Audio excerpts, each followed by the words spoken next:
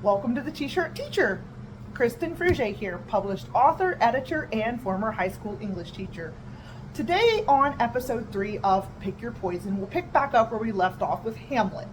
And the last time we've seen Hamlet, he has been told about his father's ghost, and he has seen the ghost, and he is trying to follow it, and he has threatened the guards and his friend that he will make a ghost of anyone who tries to stop him from following the ghost. And they're worried about him. And then Marcellus, one of the guards, in Act 1, Scene 4, line 90, says, "Something is rotten in the state of Denmark." And that is, as we talked about in the last episode, a foreshadowing of the corruption that we'll see throughout the play to the very end. And that sets the tone for us to know that something is definitely amiss in Denmark. I paused it because I knew you were going to make a noise when you walked through the room. Hamlet follows the ghost, and Horatio and the guards follow Hamlet, but they do not overhear the conversation that Hamlet has with the ghost of what appears to be his deceased father.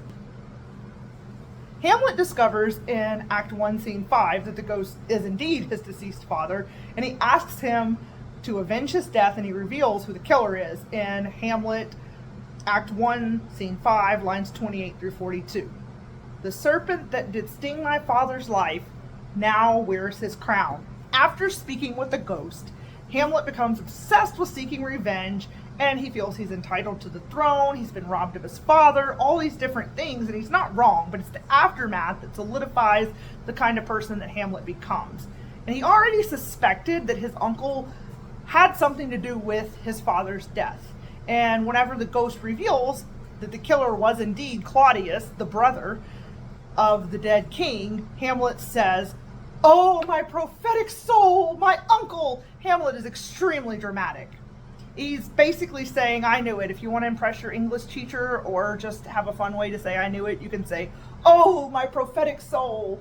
Anyway, as dramatic as Hamlet is, he vows to avenge his father's death. And he's already suspected that there was something, like I said, not right because of that quick marriage that followed. This just solidifies his belief, his fear. And Horatio and the guards, of course, they're curious about the nature of the conversation Hamlet had with the ghost that they have been seeing. And in Act 1, Scene 5, he makes the guards and Horatio swear to secrecy. He says, "I'll tell you, but basically keep it a secret." And then he says, "There's never a villain dwelling in all Denmark, but he's an arrant knave." Hamlet basically is just saying that all the villains in Denmark are capable of great treachery, and Horatio, being the logical person that he is, who didn't believe the original story about the guard seeing a ghost and has to see it for himself, and then goes from not believing it to demanding the ghost speak to him in the previous scene, we see Horatio tell Hamlet, "There need no ghost from the grave, my lord, to tell us this." Basically, he's like, yes, all the bad guys in Denmark are bad guys. What are you talking about? The commentary between Hamlet and Horatio continues, and Horatio thinks Hamlet's answers are starting to sound just a little bit crazy.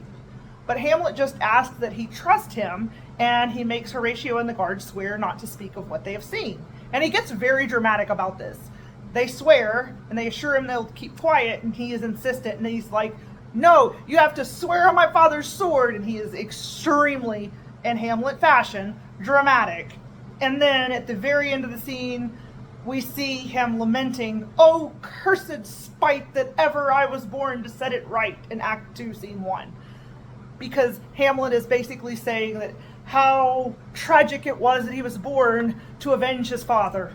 Ballad and Songbirds and Snakes will pick back up with Coriolanus Snow in his preparation for the Hunger Games, which were originally designed as a punishment for the districts who rebelled against the capital. And every year, a boy and a girl are selected from the districts to be thrown into an arena to fight to the death. One comes out a victor. If you've read the Hunger Games, you know these things.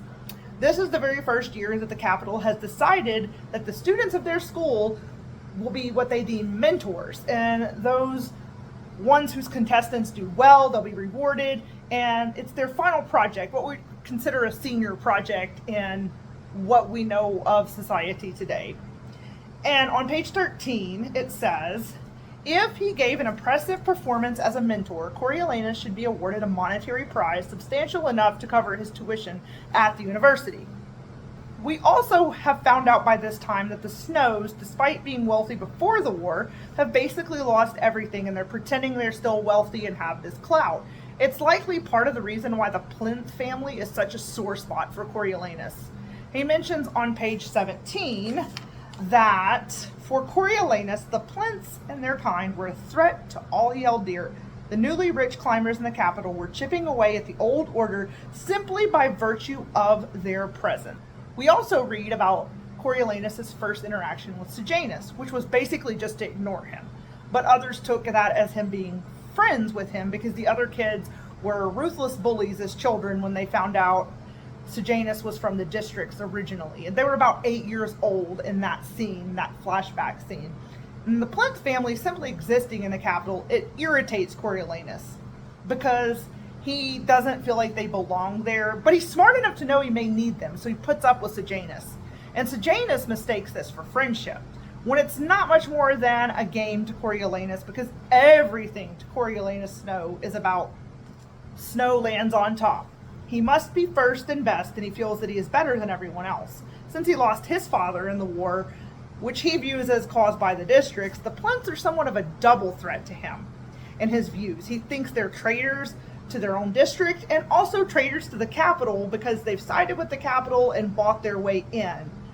He feels entitled to everything they have, and he doesn't have any of what they have, and he's afraid of losing everything after he graduates. However, interestingly, he seems more concerned about losing his status than losing the means to survive.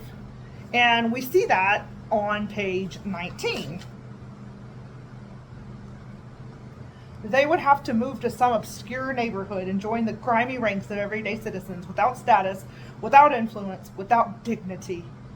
He views anybody that isn't influential and powerful as weak and disgusting, and he is determined to land on top someday. In comparison, Prince Hamlet, he's lost his throne because of the sudden marriage of his uncle to his mother, and also he's lost his father. He isn't really worried about the throne so much, but he's more upset about the death of his father at the hands of his uncle. He feels betrayed by his entire family, and he's determined, like Coriolanus Snow, to, quote, land on top. However, Hamlet's laser focus is avenging his father's death and revealing what a scumbag his uncle is, while making his mother as miserable as possible, and we'll see that as the story plays out. He calculates his behavior to plan his revenge, just as Coriolanus Snow calculates his behavior towards everyone around him. Both characters use those around them as pawns in their game to achieve their end. However, I'd still argue that Hamlet had more of a legitimate beef with what was going on than Coriolanus, because Hamlet actually did inherit the throne, or he was supposed to inherit the throne.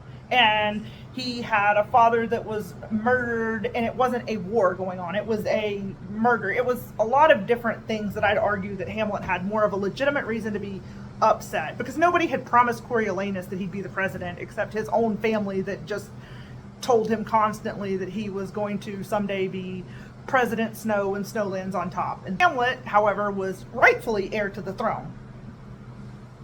And back to Coriolanus. When Coriolanus is assigned to the lowly District 12 girl as his contestant to mentor, he is silently furious because Sejanus is assigned District 2, which we read are usually the victors because they're well fed, they're capital friendly, and they somewhat comply with the capital. It doesn't seem to cross Coriolanus' mind at the time that Sejanus mentoring a boy from District 2 would be difficult because that's his original home. And on page 22, he starts to congratulate Sejanus despite his aggravation, and he notices Sejanus is visibly upset. Coriolanus says, "What is it?" he asked. "Aren't you happy?" "District 2, the boy, that's the pick of the litter." "You forget, I'm part of that litter," said Sejanus hoarsely. Coriolanus is so wrapped up in his own selfishness, he's wondering why a Snow wouldn't be given a good pick, and he never considers that Sejanus might feel very upset about what has happened. In fact, it annoys him. In fact, Coriolanus let that sink in. So 10 years in the capital and the privileged life it had provided had been wasted on Sejanus. He still thought of himself as a district citizen. Sentimental nonsense.